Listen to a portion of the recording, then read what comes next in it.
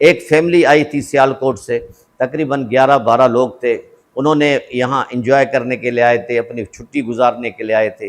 سوات کے جھیل پہ وہ گئے، اس دریا پہ گئے۔ پانی کا ریلا جو بارش کی وجہ سے آیا تھا وہ اتنا خطرناک تھا کہ وہ ان بیچاروں کو بہا کے لے گیا۔ بعد میں وہ ریسکیو کی ٹیمیں آئی ہیں، کئی 1-2 گھنٹے کے بعد ان کو نکالنے کی کوشش کی ہے، وہ اس اثناء میں وہ بیچارے مر گئے، اللہ کو پیارے ہو گئے۔ احتیاطی تدابیر کا ہونا بہت ضروری ہے۔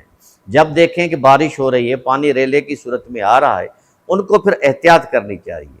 لیکن اگر وہ بیچارے گھوم پھر بھی رہے ہیں تو ایسی صورت میں حکومت کو چاہیے، ریسکیو اداروں کو چاہیے کہ وہ بھی الرٹ رہیں۔ زندگی موت تو اللہ کے اختیار میں ہے، باقی کوشش پوری کریں۔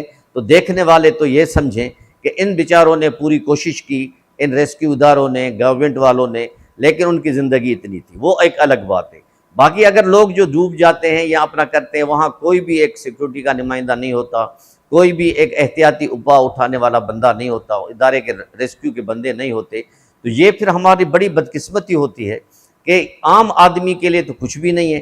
اگر کوئی اس جگہ پہ کوئی اور بڑے ہائی فائی لوگ ہوتے کے ساتھ کوئی حادثہ پیش آ جاتا تو ان کے لیے تو 5 منٹ کا کھیل تھا۔